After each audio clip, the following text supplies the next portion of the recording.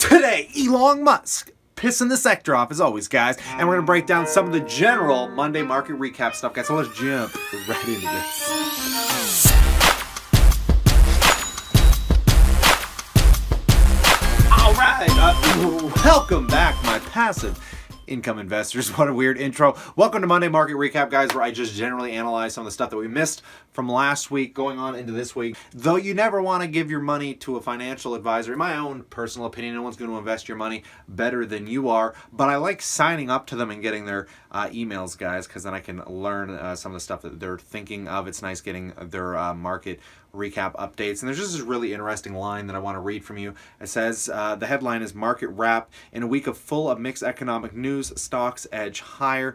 Canadian and U.S. stocks end the week higher, securing a 10th straight week of price gains for the best two-month start for the TSX and the Dow Jones in 32 years, which if you're an investor probably makes you pretty happy, guys. Now, interest rates haven't gone up, even though the economics seem pretty strong economic growth in the U.S. and stuff, guys, and we're noticing. And there's still a lot of tensions usually with the trade wars with China and stuff like that because they haven't signed a deal yet. But they're not shutting the government down either over the wall. Like, there's just a lot of stuff that's been set aside that hasn't been resolved yet. And there's kind of a mixed consensus in the market. A lot of people still think we're going to see a big drop, but then you have FOMO going on, guys, fear of missing out of all these people trying to jump back in and miss the gains they could have had if they just invested like a lot of us did. A lot of us smart investors were investing through December and January.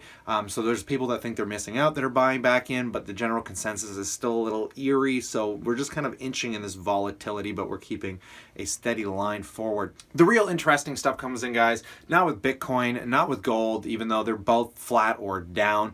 They haven't done a whole lot of anything. The real interest in the last week, guys, comes from Elon Musk pissing the entire the sector off there, guys. The SEC, we're trying to come after him with some of his tweets because essentially he's just released the highly anticipated news of the new their model car coming out, guys, the $35,000 Tesla. I'm going to leave some links in the description below. And the other big news is with NIO, which is their competitor. It's kind of like a truck electric company that has no infrastructure yet, but is really taking over in the stock market, guys. Some of those traders had some wild gains, a lot of volatility in that stock as it's exploding with all this EV news, which again I think might be a little overhyped considering Tesla's only real competition still as themselves. But you're also looking at a couple car companies slowly catching up. Honda has come out with an electric car that they're saying is going to be available. I think this year they just released some of the cool footage of this really weird looking small car where you charge it from the front hood. It's a really interesting concept.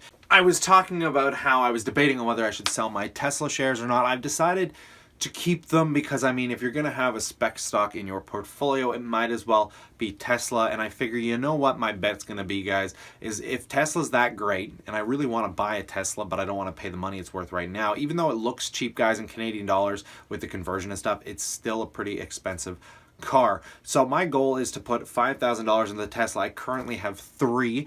I'm going to build it up over this year, and I'm hoping that if the company can go from a $50 billion market cap like they're all saying to maybe $500 billion, so $500 billion, that increase is quite intense, and that'll actually give me enough money to purchase a Tesla car. So what we're going to do is we're going to put $5,000 into Tesla, guys, and we're going to see what happens over the next little while. And if it works out, if you stick around long enough, maybe you'll find out if I end up actually buying that Tesla, guys. But who knows? This is like a 5-10 year game. So if you're sticking around to watch my financial freedom process, guys, good for you. But I'm more interested in what you're doing with your capital. Are you buying Tesla stock, guys? Do you like Tesla stock? Let me know in the comment section below. As a passive income investor here, I'd much rather be buying dividend stocks, which I'm sure you've heard in this many of times as I talk about my portfolio, guys. And just a quick update as well. Tomorrow I'm going to be releasing another update on my entire stock portfolio. I'm going to do monthly updates on my dividend increases along with my capital gain increases and directly looking into my portfolio. So if you want, you should slap a like on this and subscribe if that's something that certainly interests you, because it's what I think we're all here for in the first place.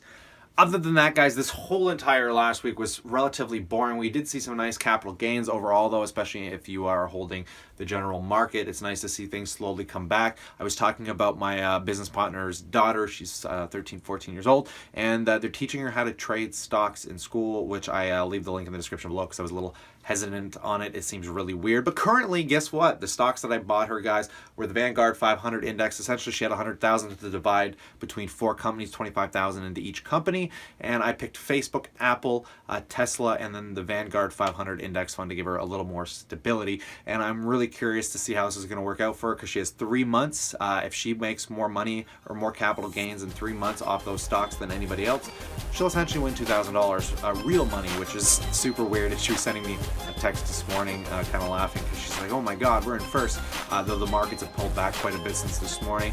It's going to be neat to see what 3 months brings. I'm not going to get too into it. If you guys want to hear more about that, I'll leave the link in the description below. But stay cool, stay awesome, guys, and I'll see you tomorrow.